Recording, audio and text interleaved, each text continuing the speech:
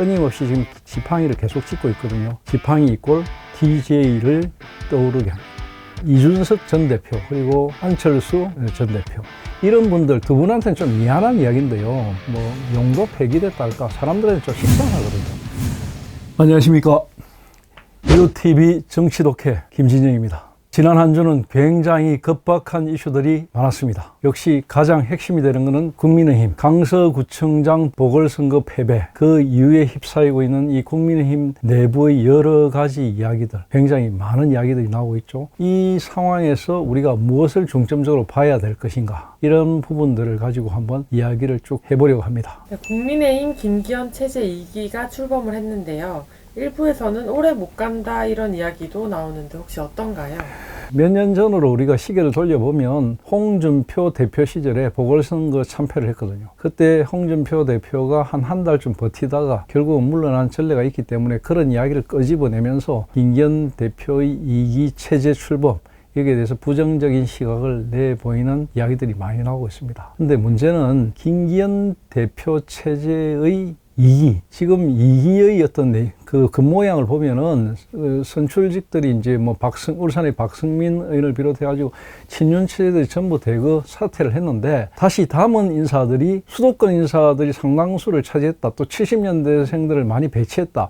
이런 외관은 갖췄지만 결국 당 3력, 즉 당대표 김기현, 윤 원내대표, 그리고 이번에 임명한 이만희 정책위 의장, 이것까지 당 3력이 모두 다가 이제 영남 출신이 되다 보니까 결국은 또 영남이 자기들끼리 해먹는 거 아니냐, 이런 비판이 나오고 있고요. 그런 점들 때문에 새로운 모습을 보여주지 못한다, 이런 이야기, 쓴소리를 듣고 있는 것입니다. 여기서 우리가 주목해야 되는 것은 김기현 대표가 어떤 용산에 대해서 메시지를 던졌거든요. 할 말하는 대표가 되겠다. 2기부터는 좀 다른 모습을 보여주겠다. 근데 그게 진정성이 있느냐? 뭐 다음 총선에 지면 정계 은퇴까지 고려하는 그런 이야기까지 하면서 강하게 이야기를 하니까 진정성을 믿어줄 것이다, 이렇게 생각하기 쉽지만 사실은 그런 것들을 별로 이렇게 설득력 있게 받아들이지 않거든요. 선거의 진 원인을 제대로 짚어봐야 되는데 이번 선거는 당초부터 국민의힘에서도 굉장히 질 것이라는 선거 전망이 우세했거든요.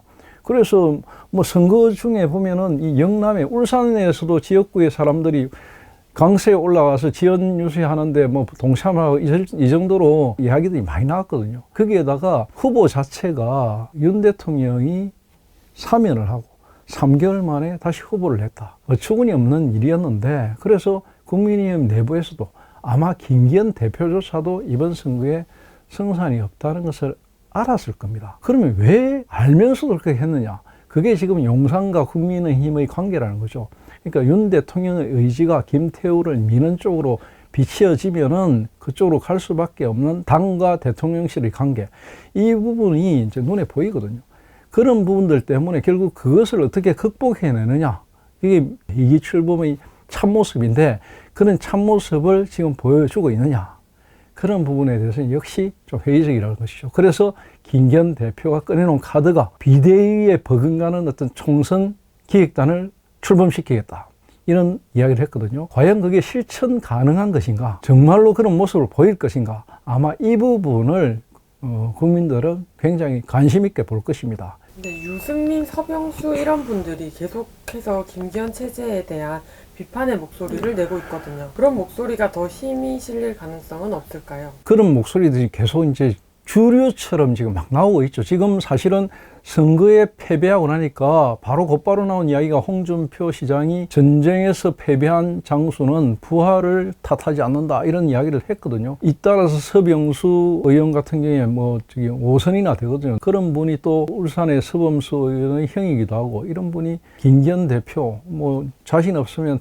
대표직 내려놔라, 이렇게 얘기하고, 유승민 이분은 뭐 끊임없이 계속해서 이제 건드리는 분이니까 이분의 이야기야 뭐 사람들이 별로 관심은 갖지 않겠죠. 하지만 이런 이야기들이 끊임없이 나오는 것들, 이것을 이제 어떻게 극복하느냐, 이건 역시 김기현 대표가 앞으로 보여줄 행동, 실천적인 모습, 그리고 용산과의 관계 설정, 대통령과의 어떤 관계, 이미지, 이런 부분에서 결정될 것으로 보입니다. 네, 국민의힘 내분의 어떤 지금 파장이 이준석, 안철수의 내용 집안 싸움으로 연결돼서 굉장히 시끄러운데요. 두 사람의 집안 싸움 왜 이 시점에 이슈가 되는 거죠? 그렇죠. 참 답답한데, 이 언론에서는 주로 이제 좀 관심거리, 화제성 있는 거, 뭐 사람들이 관심할 만한 거, 이런 것들을 많이 보죠. 유튜브도 마찬가지 않습니까? 그런 좀 굉장히 센세이셔널한 그런 것들에 관심을 많이 가듯이, 그런데 포커스를 맞추는데요. 이런 말이 있어요. 깨진 컵으로는 술잔을 돌리지 않거든요. 그러니까 이준석 전 대표, 그리고 안철수 전 대표, 이런 분들 두 분한테는 좀 미안한 이야기인데요. 뭐 용도 폐기됐다 할까, 사람들한테 좀 식상하거든요. 왜 그러냐면, 이준석 대표 이야기를 하자면 그렇습니다. 이준석 대표는 별의 순간이 있었어요. 대통령 만들기 별의 순간, 아주 젊은 나이에 떴죠. 그 기회에 어떤 행동을 했는가 한번 되돌아볼 필요가 있습니다. 중요한 것은 정치는 돌고 도는데, 우리가 한 3, 40년 전으로 돌려보면은 YS가 들고 나온 40대 기술론이 있었습니다. 그때 박정희 대통령이 삼선을 하고 이럴 무렵에 박정희를 물리쳐야 된다. 그러기 위해서는 유진산을 비롯한 그런 구태 민주당 정치인들을 내려놓고 새로운 민주당의 지도자가 나서야 된다 해가지고 들고 나온 게 김영삼의 40대 기술론입니다. 이 40대 기술론을 들고 났을 때 김영삼은 카리스마, 어떤 용맹함, 이런 것으로 기존의 기득권 정치인에 대해서 굉장한 어떤 공격을 했지만 선배 정치인들에 대해서는 깍듯한 예의를 다했고, 그가 내뱉었던 하도는 전부 미래를 지향하는 것이었지 험담이나 하고 해집고 이런 것들이 아니었습니다. 그러니까 내부 분열보다는 미래로 나아가는 코드를 그렸거든요. 그래서 결국 그 40대 기술론에 힘입어서 DJ가 대통령 후보가 되는 이런 어떤 정치의 큰 변화의 틀을 주도했습니다. 그런 것들을 제대로 읽었다면 이준석 대표는 그 별의 순간에 어떤 선택을 했어야 되는가 한번 꼬집어 봐야 되고요. 안철수 대표는 정치적인 핸디캡을 많이 갖고 있죠. 이미 안철수라는 사람에 대한 정치적 평가는 오래전에 국민들이 다 한 겁니다. 자기 스스로도 알 겁니다. 이분은 그 박원순 씨에게 서울시장을 양보하는 그 순간 이후에 끊임없이 자기는 레벨이 대통령급이라고 주장을 하면서 항상 그렇게 생각하면서 행동을 했지만, 사람들은 이제는 안철수를 그렇게 보지 않거든요. 안철수, 이준석, 이 두 사람의 끊임없는 싸움, 사람들은 식상합니다. 짜증이 나는 수준이기 때문에 그냥 언론이나 호사가들의 어떤 이야기거리 정도지 뭐 정치의 주류도 아니고요. 별 관심을 가질 필요가 없다, 이렇게 생각합니다. 네, 마지막으로 이재명 대표의 재판 리스크가 본격화됐습니다. 어떤 부분을 중점적으로 봐야 될까요? 네, 이재명 대표의 그 재판 리스크, 이건 이제 우리 정치에서 지금 아주 기묘한 현상인데요. 9개의 범죄 혐의를 갖고 있는 이런 분이 결국 영장이 기각됐고 주 2에서 3회씩 재판에 나서는 이런 상황. 그런데도 보궐선거에서 이기는 그런 기묘한 상황들.